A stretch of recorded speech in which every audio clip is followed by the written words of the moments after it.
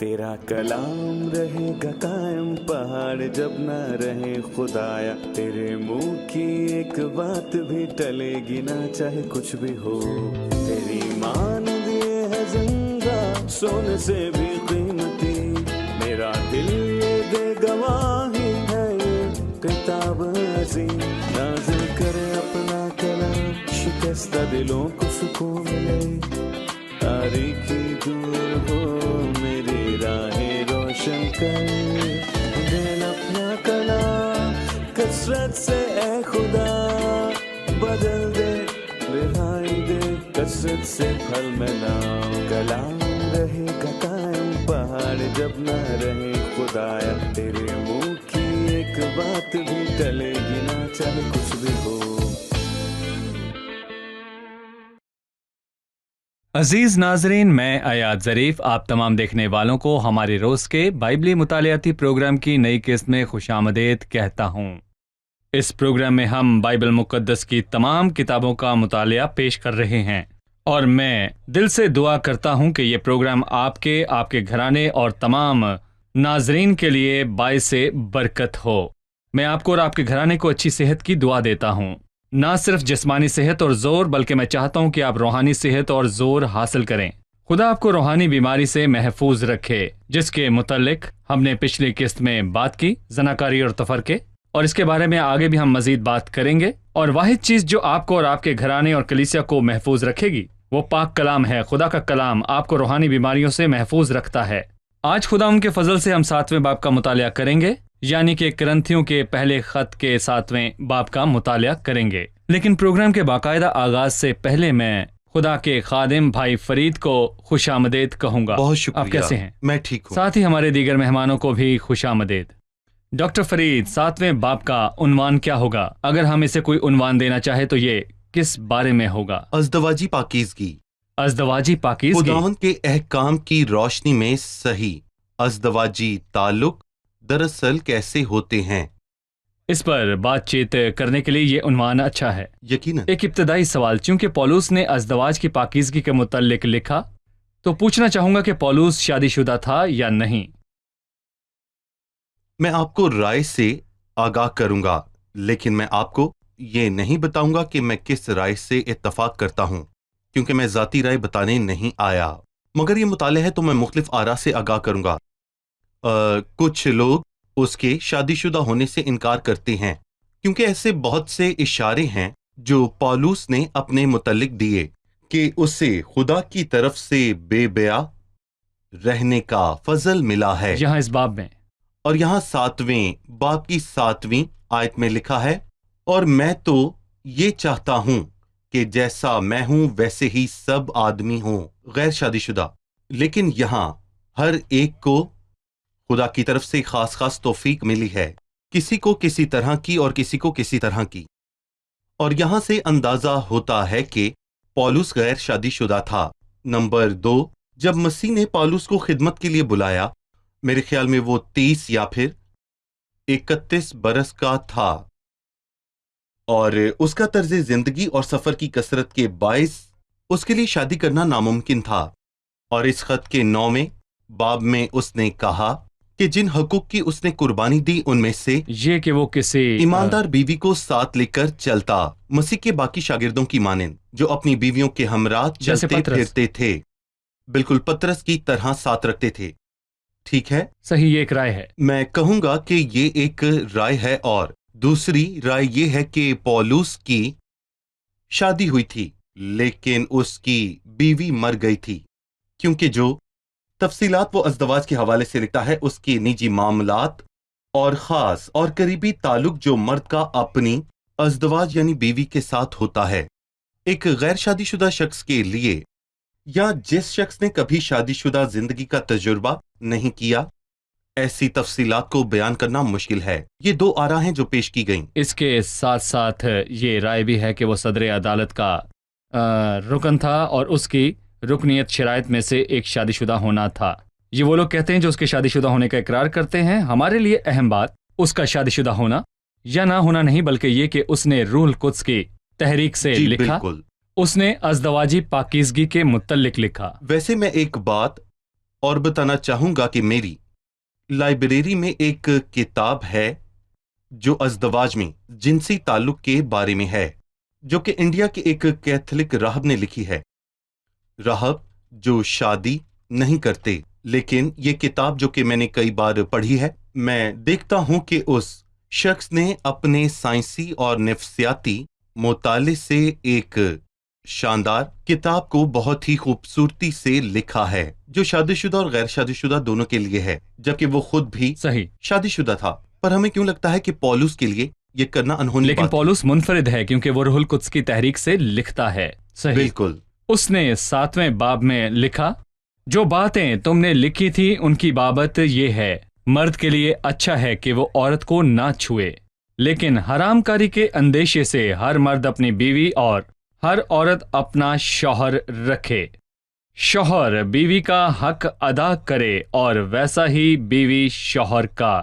بیوی اپنے بدن کی مختار نہیں بلکہ شوہر ہے، اسی طرح شوہر بھی اپنے بدن کا مختار نہیں بلکہ بیوی ہے۔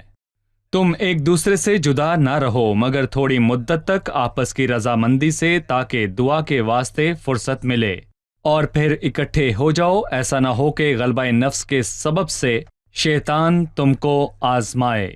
لیکن یہ میں اجازت کے طور پر کہتا ہوں، حکم کے طور پر نہیں۔ اور میں تو چاہتا ہوں کہ جیسا میں ہوں ویسے ہی سب آدمی ہوں، لیکن ہر ایک کو خدا کی طرف سے خاص توفیق ملی ہے، کسی کو کسی طرح کی، کسی کو کسی طرح کی۔ جی، میرا ایک سوال ہے، چونکہ یہ ازدواجی پاکیزگی سے متعلق ہے، شادی کے متعلق بائبل کی تعلیم کیا ہے؟ شادی کے حوالے سے بائبل کی مسیحی تعلیم۔ یہ بہت اہم سوال ہے۔ دراصل اس پر بات کرنے کے بعد میں خدا اور بائبل کے شادی شدہ جوڑوں کے درمیان جنسی تعلق کے نظریے کے حوالے کے متعلق بات کرنا چاہوں گا، کیونکہ ہمارے ارد گرد مختلف تہذیبیں ہیں جو ہمارے شادی کے نظریے پر اور شادی کے قریبی تعلق پر اثر انداز ہوتی ہیں۔ سب سے پہلے خدا کا ازدواج کو لے کر کیا مقصد ہے؟ یہ کم سے کم 4 باتیں ہیں۔ سب سے پہلی بات، 2 مساوی حیثیتوں کے درمیان رفاقت۔ آدم کا اکیلا رہنا اچھا نہیں، میں اس کے لیے ایک مددگار اس کی مانند بناؤں گا۔ ایک ایسی شادی جس میں مرد اور عورت کے درمیان فہم، دانائی اور اس کے بعد عمر کی مماثلت، اتفاق رائے اور احساسات میں یگانگت، لیکن یہ شادی نہیں ہو سکتی۔ دوسری بات، خداوند کے لیے نسل بڑھانا۔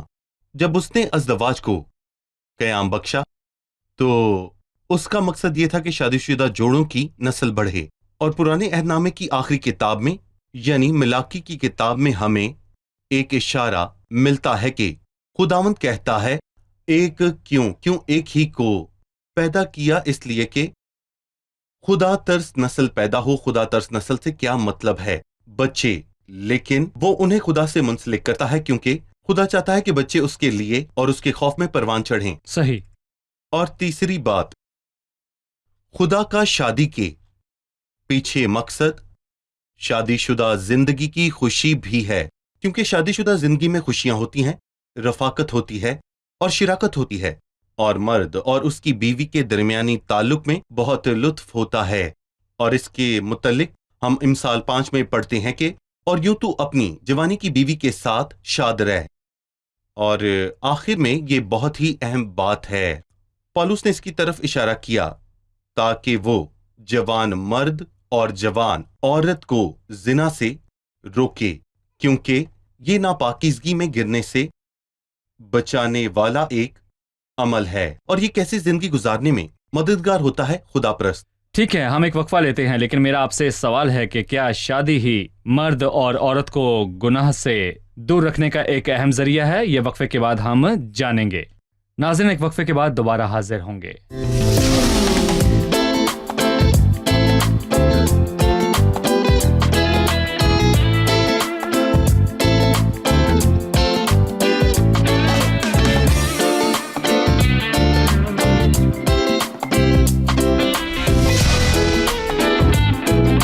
تو ناظرین، وقفے کے بعد ہم حاضر ہیں۔ آئیے اپنے اہم موضوع میں آگے بڑھتے ہیں جو خدا کے کلام کے مطابق ازدواجی زندگی ہے۔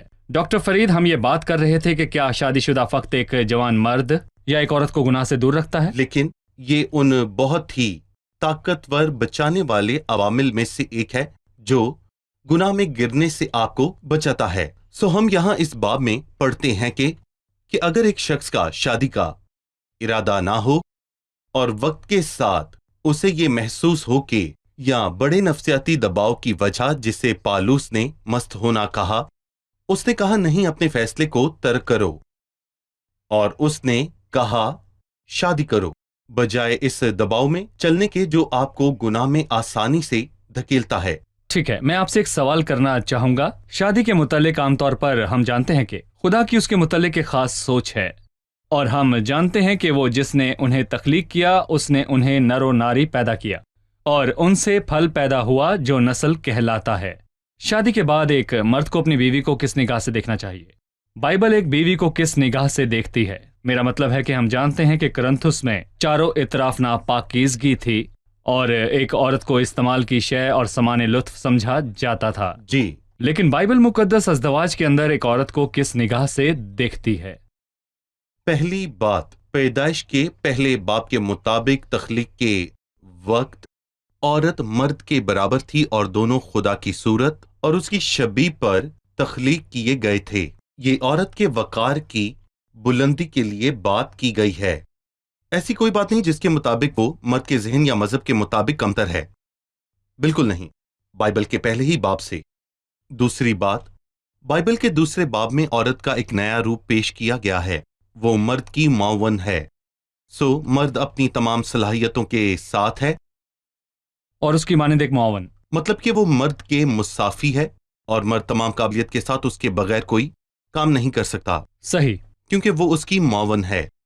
नंबर 3, और जहां तक उसके दरमियानी जिस्मानी ताल्लुक का सवाल है, हम यहां पढ़ते हैं कि उसे औरत के हकूक देना लाजमी है और वो भी मर्द के हकूक लाजमी दे। उसके भी हकूक हैं। इसका मतलब है कि ना सिर्फ मर्द का ये हक है कि वो उसका इस्तेमाल करे जैसे करंथस में समझा जाता था और करंथस जिनाकारी में मुलविस था, या पर जैसा अब है। कुछ माशरों में मैं यूं कहूंगा कि वो मर्द की ख्वाहिश और तस्कीन के लिए है, इससे ज्यादा कुछ नहीं। सही। नहीं, लेकिन यहाँ वो कहता है कि शोहर बीवी का हक अदा करे, और शुरुआत भी इसी से है क्योंकि औरत के हकूक हैं और मर्द के भी हकूक हैं। सही, चलिए मेहमानों से अब सवाल लेते हैं। क्या आप इस जुमले की वजाहत फरमाएंगे कि तुम एक दूसरे से जुदा ना रहो, और गैर शादीशुदा होने के हवाले से खास तौफीक का क्या मतलब है? ठीक है डॉक्टर फरीद, मैं चाहूंगा कि आप इन अल्फाज की वजाहत कीजिए। एक दूसरे से जुदा ना होना या फिर एक दूसरे से जुदा होना बंद कर दो। जुदा होना, लूटना, ये सब बंद कर दो। एक दूसरे को मत लूटो।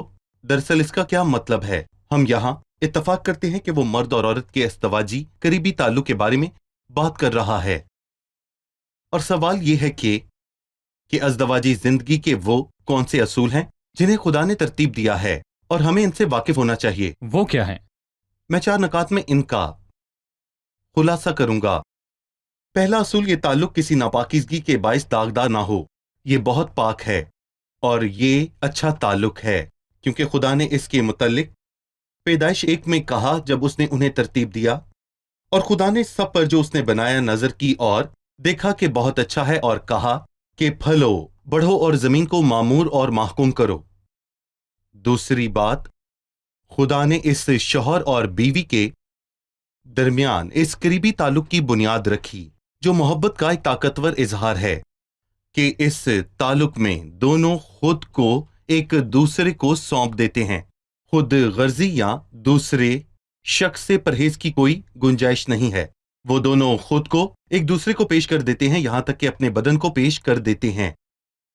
तीसरी बात, और इससे एक सवाल पैदा होता है, वो दोनों समझदार लोगों के दरमियान अहद-ओ-पैमा करते हैं जिसमें दोनों फरकीन ये समझते हैं कि वो एक दूसरे के साथ अहद में बंध चुके हैं, सो वो अपने जिस्म को एक दूसरे से बाज नहीं रखते, और ये उस बात का मफहूम है कि एक दूसरे से जुदा ना हो, और अगर दोनों में से एक ऐसा ताल्लुक चाहता है तो दूसरे को पता होना चाहिए कि खुदा ये चाहता है कि वो उसे माने। सही, ان میں سے ایک یقیناً خود کو اس سے باز رکھ سکتا ہے۔ اگر معاملہ صحت کا ہے، بیماری ہے، تو ایسے میں ایسا کوئی تعلق نہیں ہوگا۔ اور اس کے بعد چوتھی بات یہ ہے کہ اس تعلق میں توقف کب کیا جا سکتا ہے، اور پولس ایک روحانی معاملے کا ذکر کرتا ہے جو صحت کے معاملے کے علاوہ ہے، یہاں یہ معاملہ نہیں۔ اس نے کہا اگر وہ جوڑا دعا کرنا چاہتا ہے، اگر انہیں کسی بات میں دعا کی ضرورت ہے اور وہ دعا کرنا چاہتے ہیں، تو وہ کچھ دیر کے لیے اس تعلق سے توقف کریں تاکہ وہ دعا میں اپنا ذہن لگا سکیں۔ اس لیے نہیں کہ یہ چیز ناپاک ہے، نہیں، اس لیے کہ وہ دعا تاکہ کر دعا سکیں، کے نہ کہ واسطے دعا میں فرصت وقت ملے۔ گزار سکیں، صحیح۔ دعا کے لیے وقت ملے۔ میں آپ کا شکریہ ادا کروں گا کہ آپ نے اشارہ کیا، کیونکہ کچھ حلقوں میں یہ سوچ پائی جاتی ہے کہ اس تعلق میں کچھ ایسا ہے جو کہ ناپاک ہے۔ سو وہ کچھ دعا کہتے کو ہیں کہ ایسے متاثر تعلق کے کرتا بعد ہے۔ کلیسیا میں جانا بالکل بھی اچھا نہیں ہے۔ ان کا یہ ماننا ہے کہ گویا یہ ناپاک ہے۔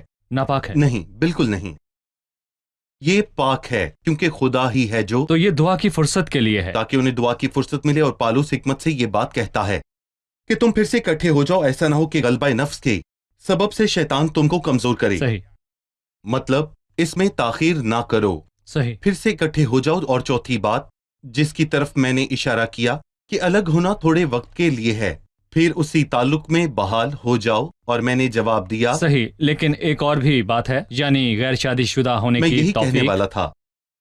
جب خداوند یسوع مسیح نے خوجوں کے بارے میں کہا تو اس نے کہا کہ کچھ خوجے پیدائشی ہیں جو کہ ازدواجی تعلق نہیں رکھ سکتے، اور کچھ کو آدمیوں نے خوجہ بنا دیا جو ازدواجی تعلق رکھنے سے معذور ہوئے، اور کچھ خوجے ایسے ہیں جنہوں نے خدا کی بادشاہی کے لیے خود کو خواجہ کیا، انہوں مطلب نے کہ خود کو شادی سے باز رکھا۔ تاکہ خدمت کر سکیں، اور خدا نے انہیں توفیق بخشی کہ وہ شادی کے بغیر یا ازدواجی تعلق کے بغیر ہی رہ سکیں۔ میں نے آپ سے جانا کہ خدا نے مرد اور عورت کے درمیان اس تعلق کی بنیاد رکھی، اور یہ بھی جانا کہ خداوند نے عورت کو یہ مقام بخشا کہ وہ فقط سامان لطف نہیں، جیسا زناکاری کے حلقوں میں مانا جاتا ہے، یا جیسا کہ آج کچھ تہذیبوں میں ہے، بلکہ عورت کو مرد کے جسم پر اختیار ہے اور مرد کو عورت کے عورت کا جسم پر، تاکہ دونوں کی تسکین ہو۔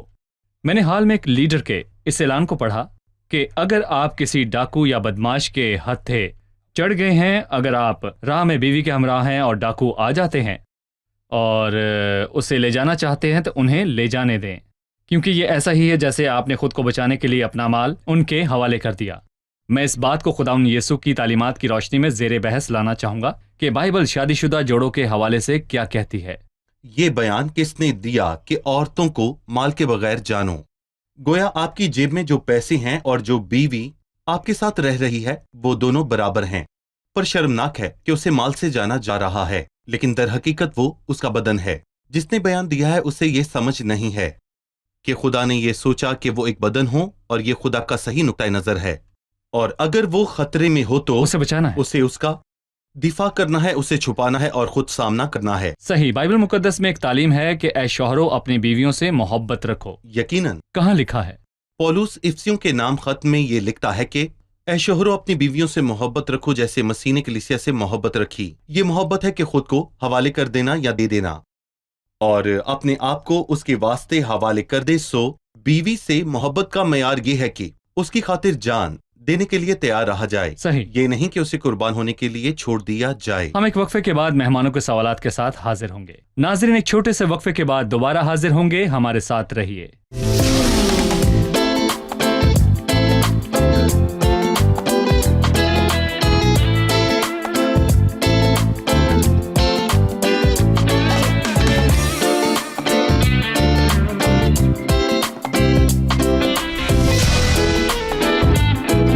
خوش آمدید، آئیے چلتے ہیں مہمانوں کی جانب اور جانتے ہیں ان کا سوال۔ 12ویں آیت میں لکھا ہے، باقیوں سے میں ہی کہتا ہوں نہ کہ خداوند کے اگر کسی بھائی کی بیوی با ایمان نہ ہو اور اس کی ساتھ رہنے کو راضی ہو تو وہ اس کو نہ چھوڑے، اور جس عورت کا شوہر با ایمان نہ ہو اور اس کے ساتھ رہنے کو راضی ہو تو وہ شوہر کو نہ چھوڑے، کیونکہ جو شوہر با ایمان نہیں وہ بیوی کے سبب سے پاک ٹھہرتا ہے، اور جو بیوی با ایمان نہیں وہ مسیحی شوہر کے سبب سے پاک ٹھہرتی ہے، ورنہ تمہارے فرزند ناپاک ہوتے مگر اب پاک ہیں۔ یہاں سوال یہ ہے کہ وہ کہتا ہے خداوند نہیں، میں یہ کہتا ہوں، کیا یہ اس کی ذاتی رائے تھی نہ کہ خداوند کی بات؟ ایک اور سوال کہ ایک غیر ایماندار ساتھی ایک ایماندار کے ساتھ پاک کیسے ہو سکتا ہے؟ جی ڈاکٹر فرید کیا کہیں گے؟ پہلا سوال بہت اہم ہے. جی یہاں لکھا ہے خداوند نہیں میں کہتا ہوں. کس سے ہے؟ وہ کرنتھیوں کے بھائیوں سے کہتا ہے. نہیں وہ کہتا کس سے ہے، کس طبقے سے؟ ٹھیک ہے، میں یہ کہہ سکتا ہوں پہلا پیراگراف پہلی آیت سے 7ویں آیت تک، اس کا عنوان ازدواج اور اس کے فرائض ہیں. صحیح. اور دوسرا پیراگراف جو کہ آیت 10 سے لے کر آیت 24 تک ہے، یہ طلاق اور اس کی حدود ہے. صحیح. طلاق کیا ہے؟ نہیں. علیحدگی کیا ہے؟ دراصل میں کہوں گا یہ کیا صورتحال ہے. میں عمومی عنوان دے رہا ہوں. جی اور میں کہوں گا کہ پالوس رسول اس حصے میں غیر شادی شدہ لوگوں سے مخاطب ہے جن کی شادی نہیں ہوئی یا پھر جو کہ شادی کرنے پر ہی صحیح. آمادہ نہیں ہیں، اور بیواؤں سے کہتا ہے اچھا تم سب میری مانند ہو غیر شادی شدہ، لیکن اگر ان میں ضبطۂ نفس نہ ہو تو میں کہوں گا وہ بیاہ کر لیں. اگر وہ اس طرح نہیں چل سکتے تو میں کہوں گا کہ شادی کرنا مست ہونے سے بہتر ہے. وہ جو غیر شادی شدہ اور بیوائے ہیں. بالکل. لیکن اب شادی شدہ کو میں نہیں بلکہ خداوند حکم دیتا ہے کہ بیوی اپنے شوہر سے جدا نہ ہو. اور یہاں پر میں یہ کہوں گا کہ بہن کا سوال سمجھنے کے لیے خداوند نہیں میں یہ حکم دیتا ہوں. جی آئے ہم پہلی بات سے آغاز کرتے ہیں جس میں وہ کہتا ہے میں نہیں بلکہ خداوند. ان دونوں باتوں کا کیا مطلب ہے؟ بیوی اپنے شوہر سے جدا نہ ہو. لیکن آئیں سب سے پہلے ان دو باتوں کو سمجھیں. ایسے معاملات جب مسیح زمین پر تھا تو اس نے ان کے حوالے سے واضح ہدایات دیں. خداوند کے زمین پر رہتے ہوئے دیے گئے جو بیانات. کچھ مسیح نے کہا وہ رسول جانتے ہیں. مسیح نے کہا کہ حرام کاری کے سوا کوئی طلاق نہیں ہے. ٹھیک ہے، لیکن مسیح نے آج کی صورتحال کے حوالے سے نہیں کہا کہ دو لوگوں نے ایمان لانے سے پہلے شادی کی اور پھر مسیحت آئی. ان میں سے ایک مسیح پر ایمان لا کر مسیحی ٹھہرا اور دوسرا ایک بت پرست ایماندار رہا. وہ یہ پوچھنے آئے کہ ہم کیا کریں؟ کیا ایماندار غیر ایماندار کو طلاق دے سکتا ہے یا کیا وہ ایک دوسرے کے ساتھ رہیں؟ وہ اس کا جواب یہاں دیتا ہے اور اسے واضح کرتا ہے. جب وہ کہتا ہے خداوند نہیں میں، اس کا مطلب ہے کہ تب خداوند کا اس حوالے سے کوئی بیان نہ تھا. لیکن پھر بھی اس خط کے ہر لفظ کا عنوان یہ ہے کہ جو باتیں تم نے لکھی ہیں وہ خدا کے احکام ہیں. جو باتیں تم نے لکھی وہ روح القدس کے وسیلے دیے گئے خدا کے احکام ہیں. اس نے خود اس باب کے آخر میں کہا، اور میں سمجھتا ہوں کہ خدا کا روح مجھ میں بھی ہے، جس کا مطلب ہے صحیح کہ سمجھو کہ میں کس کے وسیلے تم سے کہتا ہوں، روح القدس کے. سوال کا دوسرا حصہ یہ ہے کہ غیر ایماندار کا ایماندار کے وسیلے پاک ہونے کا کیا مطلب ہے؟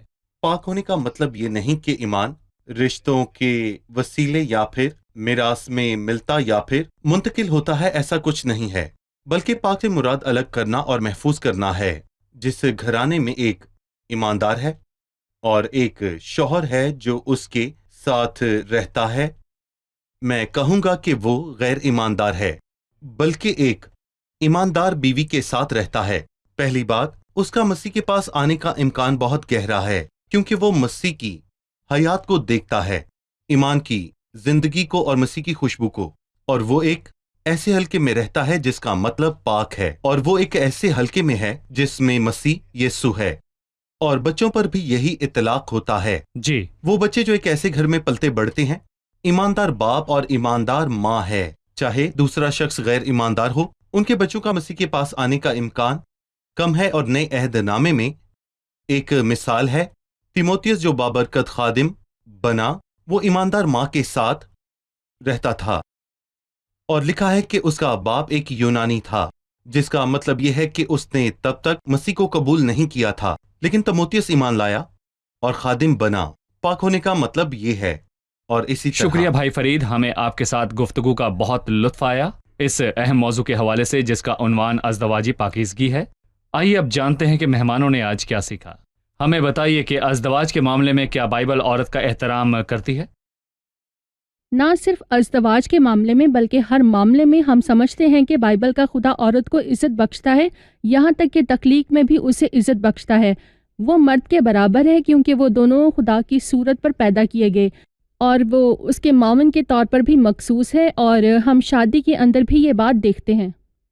جس عورت کا شوہر با ایمان نہ ہو اور اس کے ساتھ رہنے کو راضی ہو تو وہ شوہر کو نہ چھوڑے، کیونکہ جو شوہر با ایمان نہیں وہ بیوی کے سبب سے پاک ٹھہرتا ہے۔ یہاں لفظ پاک سے مراد یہ نہیں کہ ازدواجی تعلق یا پیدائشی طور پر ایمان منتقل ہو گیا، بلکہ اس کا مطلب الگ یا مخصوص کرنا ہے۔ اگر دو لوگوں نے شادی کی ہے، ایک ایماندار اور دوسرا غیر ایماندار ہے، تو جو غیر ایماندار ہے اس کا خداوند یسوع کے پاس آنے کا امکان اس غیر ایماندار کے مقابلے میں زیادہ ہے جو اکیلا ہے، کیونکہ وہ اس ایماندار ساتھی کے اندر مسیح کی زندگی اور اس کی خوشبو کو محسوس کرتا ہے جس سے اس کا بیاہ ہوا۔ شکریہ، خدا آپ کو برکت دے۔ ڈاکٹر فرید آپ کا بھی شکریہ۔ اگلے پروگرام میں آپ سے پھر بات چیت ہوگی۔ عزیز ناظرین، آج ہم نے سیکھا کہ بائبل یا خدا کا زندہ کلام عورت کے ساتھ ہر طرح سے انصاف کرتا ہے۔ بائبل ہمیں سکھاتی ہے کہ خواتین خدا کی نظر میں مرد کے مساوی ہے۔ مرد اور عورت خدا کے حضور عزت اور مقبولیت میں برابر ہیں، لیکن ازدواجی طور پر بائبل مقدس کہتی ہے کہ مرد اور عورت کو شروعات ہی سے نر و ناری پیدا کیا گیا۔ شروعات ہی سے خدا کی سوچ میں ایک مرد اور ایک عورت ہے۔ خدا کی سوچ میں کبھی بھی کثرت ازدواج نہیں ہے۔ عزیزو، خدا کی سوچ ہے کہ مرد اپنی بیوی کو اپنا بدن جان کر محبت رکھے، کیونکہ کبھی کسی نے اپنے جسم سے دشمنی نہیں کی بلکہ سنبھالتا ہے۔ مرد خود کو اپنی بیوی کے واسطے پیش کرے۔ اب میں آج کے سوال کی طرف بڑھنا چاہوں گا، لہٰذا آج کا سوال: بائبل کے وہ کون سے اصول ہیں جن کے تحت مرد اور عورت کے مابین ازدواجی تعلق منظم ہوتا ہے؟ بائبل کے وہ کون سے اصول ہیں جن کے تحت مرد اور عورت کے مابین ازدواجی تعلق منظم ہوتا ہے؟ آنے والے پروگرام میں آپ سے پھر ملاقات ہوگی۔ خدا آپ کو برکت دے۔ أنا هفرح بيك علشان انت بتكفيني، أنا ههتف ليك علشان انت بتحميني، أنا هفرح بيك علشان انت بتكفيني، أنا ههتف ليك علشان انت بتحميني. مش مستني يا ربي موقف راح يفرحني، أو مستني كلام هيطمني ويسعدني، أو مسنود على ناس تتغير وتجرحني، وارجع لك من تاني علشان تشفي وتشبعني. مش مستني يا ربي موقف راح يفرحني، أو مستني كلام هيطمني ويسعدني، أو مسنود على ناس تتغير وتجرحني، وارجع لك من تاني علشان تشفي وتشبعني. أنا هفرح بيك علشان انت بتكفيني، أنا ههتف ليك علشان انت بتحميني، أنا هفرح بيك علشان انت بتكفيني، أنا ههتف ليك علشان انت بتحميني.